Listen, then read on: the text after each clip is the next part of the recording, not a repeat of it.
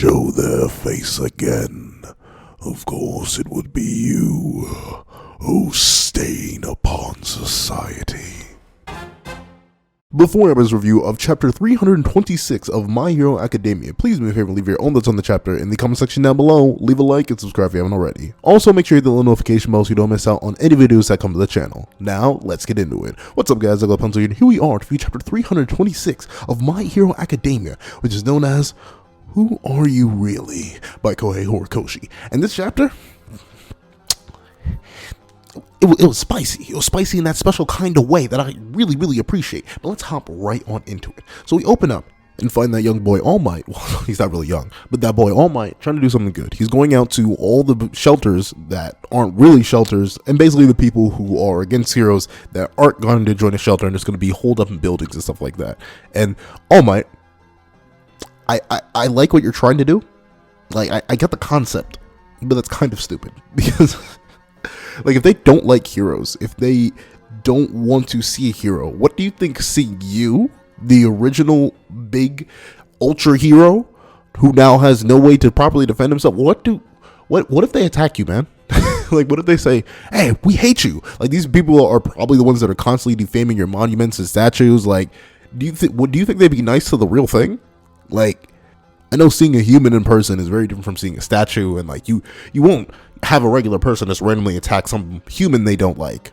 But even still, like, these people are willing to live out in a world of chaos, and you're going up to a bunch of people who literally risk their lives every single day just to survive. I feel like if they were really annoyed or really aggravated with the idea of herohood, seeing you, I don't think that would help. I really just don't think that's the wave. But, you know, maybe it is, All Might. Maybe it is. And to be fair, we get the real reason why he's doing this. He just doesn't want to be at UA right now, because we get the flashback to how All Might swore that he was going to come and help Midoriya do his best. And then we get another flashback within that flashback to see Midoriya simply zoom away from All Might. And All Might obviously internally is just devastated by this. And I think that's great, because you got to remember that despite All Might having started out quirkless, having started out powerless, having started out as a person who couldn't do anything like that, he spent years upon years upon years of his life being able to do anything, saving countless people, fighting the most impossible of villains, literally doing things that no one even considered before, becoming the ultimate hero.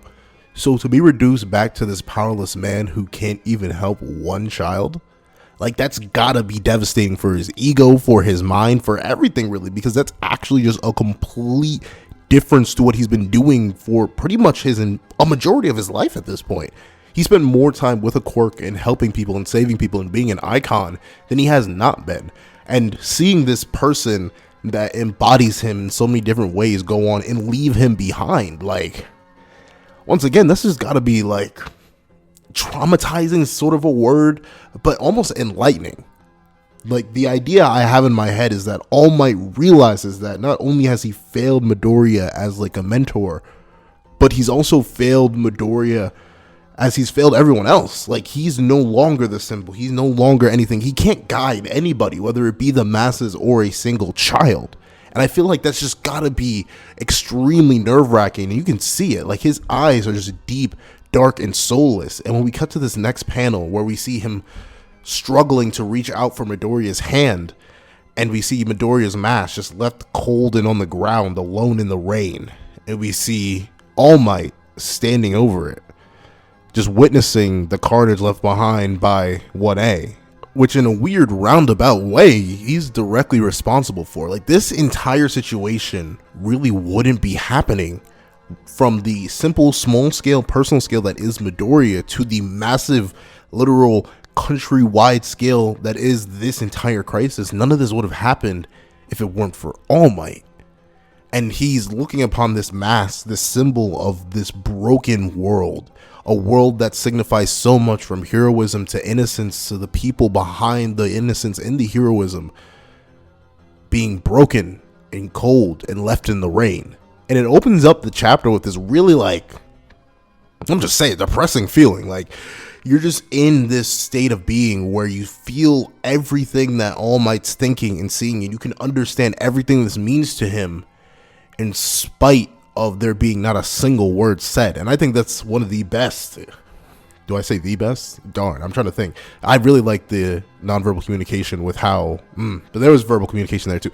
But regardless of any of that, it's great to see just how strong Horikoshi is with this nonverbal storytelling. Like, this is just one panel alone that, with the context of the entire series behind it and the entire world that we know My Hero Academia to be, this panel alone says so much.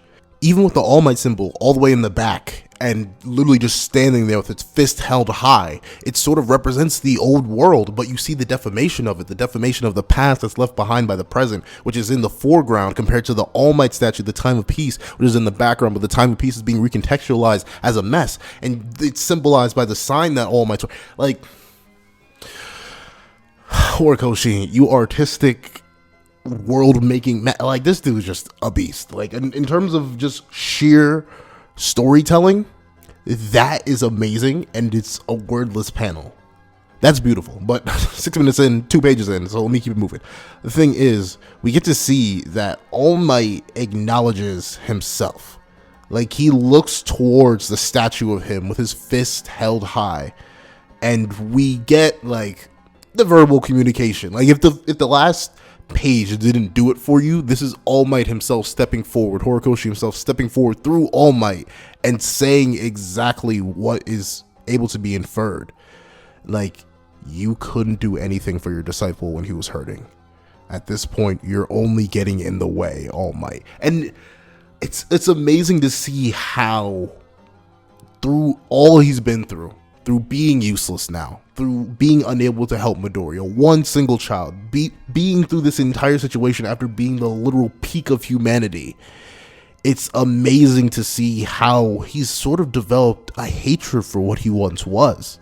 Because if it wasn't for what he once was, the world would be so different now. Who knows? Midoriya may not even be in the same situation. He may have not even been the next One for All user. That's how pertinent this idea is, and how heavy weighing it is in All Might's mind, that he literally is discrediting years upon years, decades upon decades, literal hours, countless hours and minutes of dedication, countless lives saved. He's devaluing that, and it's all because of the weight of the present situation. But then we have someone who just can't guarantee it and just cannot stand by it, because we cut to the next page and we see Stain. And I'm happy to see him. Y'all know I've been like fiending for Stain ever since we got that little whiff, the little glimpse of him, which is going on like 20 plus chapters ago, like maybe 25 chapters ago. This is chapter 326. I'm pretty sure we got a glimpse of Stain maybe it wasn't pre the 300. That's a little bit out there, but at least early 300s, and we are 326 deep. So it's been a minute since we got that initial tease of Stain that had me fiending for him. But so I'm glad he's back here. And it's cool to see that now that he's just even more of just a ragtag dude who like picked up whatever you could find.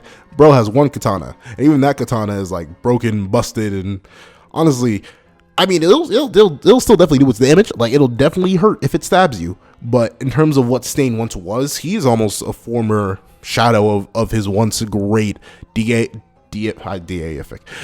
self. Like, the man's downgraded, though obviously his artistic quality is upgraded, because Horikoshi's just gone dumb with his own artistic style, which is amazing.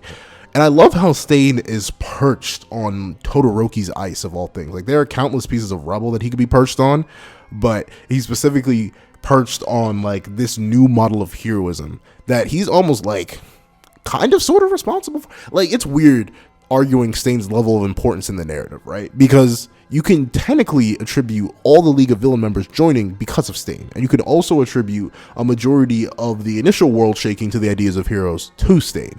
But at the same time, Stain, relative to the hero world, as All Might himself goes on to mention later in the chapter, isn't actually that big of a deal in terms of the narrative, because he got defeated by 3 kids, was swept under the rug, and kind of left there. Outside the odd mention from Dabi or Spinner, Stain sort of became a background element very quickly, and it's cool to see the background element come back, especially in this way, considering this is the one person he wanted to kill him. I'll never forget it. He said, "All Might is the only person who can take my life." So seeing him bare his blade against the man who dares to defile his own name, it's a weird mix, because Stain in this way almost represents Midoriya and almost represents the entire idea of the respect of All Might, the respect of great heroes, the respect of the ideal of a hero. Because he's bearing his blade, he's bearing his ideals against someone who's starting to go against those old ways when they were the paragon of those old ways. And I feel like while Midoriya wouldn't put a sword to his throat, I feel like even Midoriya, especially earlier on, and probably even now, if he heard All Might saying something like this, he'd probably grab him and be like, "No, All Might, what are you talking about?" He would probably say it's vile blasphemy. So it's cool to see Stain, this character of all characters, sort of represent the new generation. This is going to sound weird. The new generation that loves the old generation going against the hatred of the old generation. The old generation made mistakes, but that doesn't mean they should hate themselves. And it's amazing how Stain is representing that. Like, Horikoshi, you and your substitutes, man. Like, I just don't be getting how you do this mess. But regardless of that, we get to see that despite Stain literally having a rusted, tetanus-covered blade, instant rust, you know that bad boy is giving you 15 different blood diseases the moment it touches you. All Might is kind of just like, hero killer Stain. That's it. He has no fear of Stain, even though Stain, even this probably like weakened state, could probably just wash him instantaneously. And I love how All Might is just like really just breaking down the idea of, yeah, I never actually did interact with you as a hero and a villain. You were kind of a blip on the radar that got taken off too quickly for me to really run into you. That's actually kind of interesting. You know, yeah, you did sort of miss a lot when you were locked in prison. No problem. You see, I am All Might. And it's so, see, the weird thing is, like, the way Hero World or the Hero World is advertised, secret identity shouldn't really be a thing, right? Because we know all the big modern heroes come out of UA, and all those big modern heroes have been through a sports festival. They've been through things where they reveal stuff about themselves. So for All Might to have this whole thing about a secret identity, I don't know, it always seemed a little bit off to me. I get why, because of One for All, but at the same time, it's like, it's always kind of weird, but it's good for moments like these when he can still be confused. Like, this is something that has been happening since like darn near chapter 102, where people just can't believe that this is All Might. And Stain is like, huh? Ain't no way, buddy. I'm gonna need some proof. I'm gonna need the Carfax. And All Might's like, don't worry, I'm Carfax.com. Flashes into his buff form for a second, coughs, and then like All Might. The interesting thing is, All Might doesn't really fight back. Like, he's so used to the idea of him being useless by this point, since he has no power. He can't even save one kid. He can't save anybody physically anymore. He's lost all of his value. He's sort of ready to die. It's like, because the way he simply asked Stain, so, gonna kill me, or, like, it's almost like he's waiting for it. Like, he was waiting for this moment of pure catharsis. Like, he could simply just fade away and the entire world could move on without him and there'd be no problems left in the world, considering he's the root of all problems. And what does this remind me of? It reminds, you know what this reminds me of? This is going to sound really, really weird, but if you are a Fire Emblem fan and play Fire Emblem Three Houses and watch Fargas' video, because I admit, I haven't played Blue Lions yet, so spoilers for Fire Emblem Three Houses. I guess, but essentially there's this, I'm gonna be super vague, but I won't. Gilbert has this conversation with Dimitri post time skip after Dimitri's gone crazy, and Dimitri essentially wants to die for all the troubles he's committed, and he simply feels like it's too hard to keep living in the world after he's made so many mistakes and he can't even help anybody anymore. And the thing is, it's almost like while All Might's filling in the role of Dimitri here, a person who wants to die, Stain is almost acting as the Gilbert who All Might / Dimitri is trusting to get rid of him because of their stance in the world as either their close guardian in the case of Dimitri and Gilbert, and or hero killer in the sense of Stain and All Might. Like, All Might just wants to be freed from this rather hard life of just absolute uselessness in his mind. And the thing is, Stain, like, he has this whole mental breakdown. And the thing is, he has this moment. Stain literally asks All Might, what makes you a hero? Tell me that. Like, how can you be the hero that inspired me? How can you be the hero that inspired an entire generation if you're willing to put blasphemy on your own name, put some respect on your own name? And he literally demands All Might to explain himself. And it sort of leads into this idea that Stain is almost like, he's not necessarily there to kill All Might or kill this person in general. Like, I feel like Stain wouldn't go around randomly killing civilians who like start putting down words on All Might's name, or else like every single public shelter that's not with a hero right now would literally just be dead because they all hate All Might and heroes at this point. So I feel like Stain would definitely be going around slaughtering more people. But we do see, ironically, is his blade, wow, that's actually pretty close. Stain's blade is digging into All Might's throat a little bit. So Stain, he was kind of pushing it. I ain't gonna lie. My man was trying to get down and dirty with it. But regardless of that, we see that Stain forces All Might to just go into himself. And it's amazing to see the parallels. Like, we knew this was always a thing, but to see how All Might stood in a similar situation to Midoriya, but on like a much worse scale. Like, when Midoriya was watching a hero fight a villain, it was like a stage play. Like, it was just all beautifully rehearsed. It was this wonderful spectacle. But when we get a glimpse into All Might's past, buildings were destroyed, people were burning alive and screaming. There was no heroes. There was just an aftermath of destruction and despair. There was nothing left. And we see that All Might ran to the front lines in a much more like volatile world. He had to make the world a better place. He felt like it was his responsibility. However, due to the fact that he is once again powerless, he feels like he can't anymore. And to a degree, I see where All Might's coming from. Not to a degree, I literally see where All Might's coming from. Because what can he do? If All For One were to stroll up right now and Millie Rock in front of All Might, what's All Might gonna do? Tickle him? Like, that's it. There's nothing the man can do. And I don't even blame him for that, because he doesn't have the physical power to influence the world in the way he once did. All Might wasn't just a symbol because, you know, he was a really cool, chipper dude. He was literally the strongest to ever strong.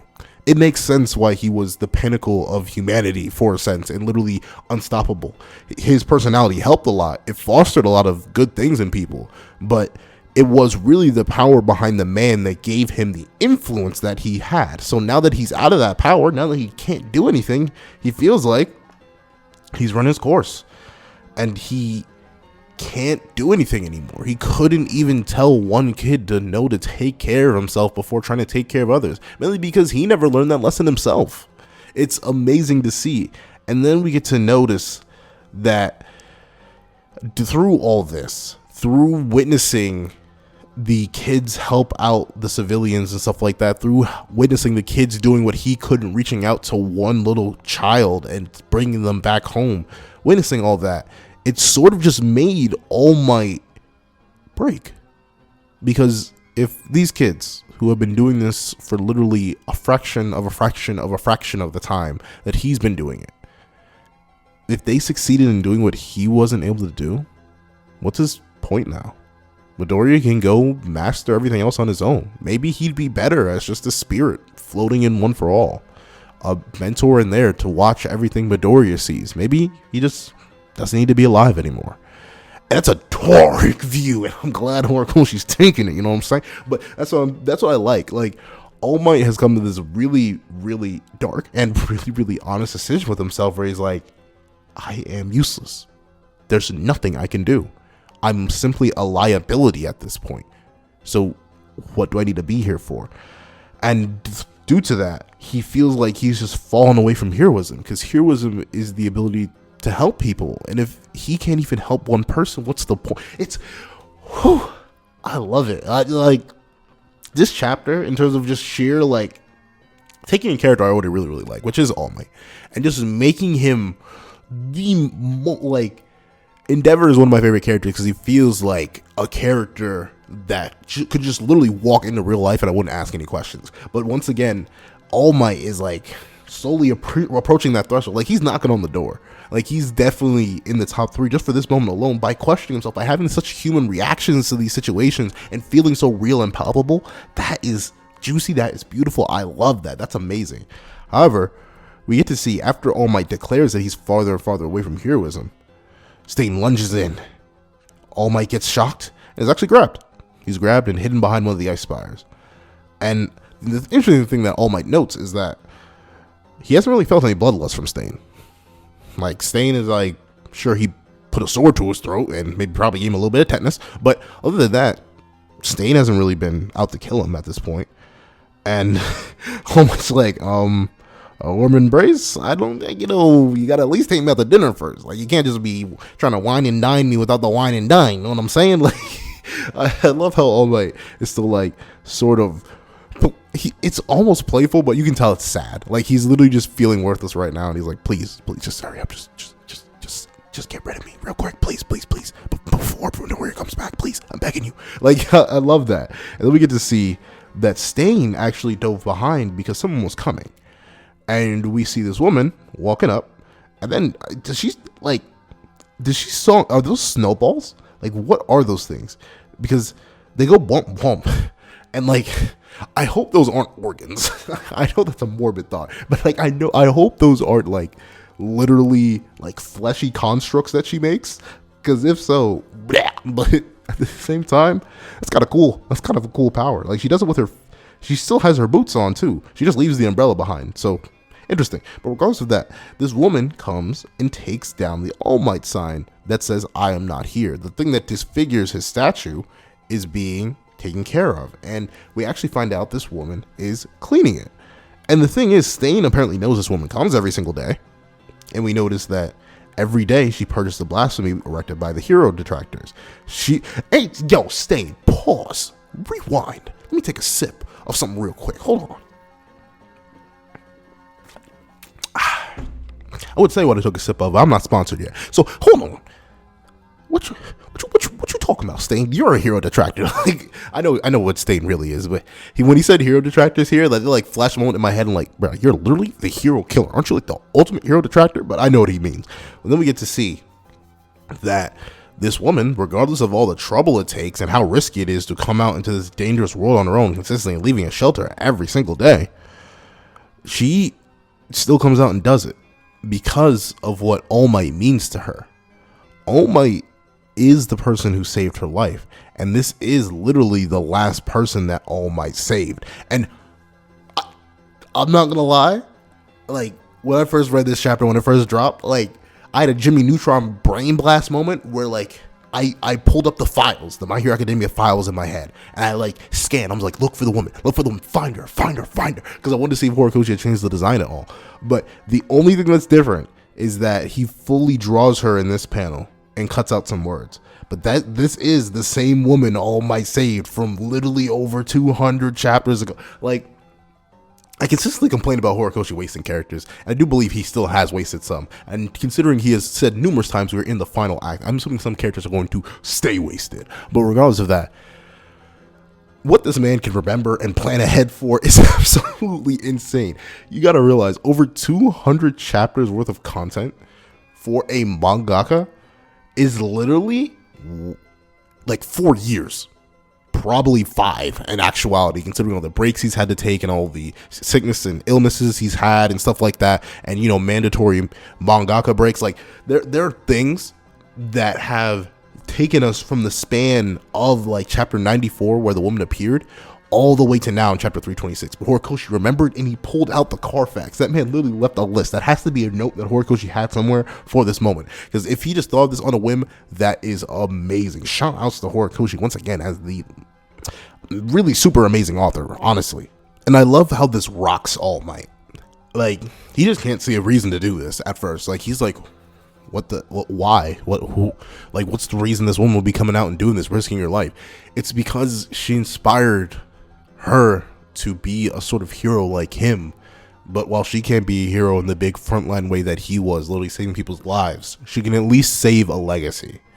And it's great how All Might is getting this, like, first point of blank view witness that all he did was not worthless, and all he did not just create problems, but it actually truly did inspire people. And I know some people would say, like, well, can't he see that it inspired all of 1A to be heroes, and Midoriya especially? But this is like, this is different, at least in my mind, because these kids are heroes in the most basic sense. Like, they literally went to hero school. That's in their job description. This woman is just a random woman whose life was saved by All Might. So to see her come and risk her life like this, like a hero would, it's just gotta be, it's gotta shake All Might to his core. And Sting kind of ruins the moment with the way he just starts screaming at All Might. But then we get to see how Stain just emphasizes the point that All Might's influence lives on, no matter how dead the idol may be. The amazing thing is that regardless of what is made of the fire that once started to burn, the flickering ember that he left behind is nurtured by the select few who refuse to succumb to anything in this world. And we get this beautiful shot of all the heroes in Class 1A and how they all like carry on All Might's legacy in living form. Because while All Might can't go out there and fight the good fight anymore, these people are ready and willing to. And the thing is, regardless of how much the original fire struggles and sputters at life and as it burns away to its final ashes and embers, that doesn't mean the fire can just give up. It must be there. It must burn. It must watch the legacy it's created. It must watch the forest fire that it started. And it's a really cool message. And like, I know at least he shouldn't be able to hear this woman through the rain.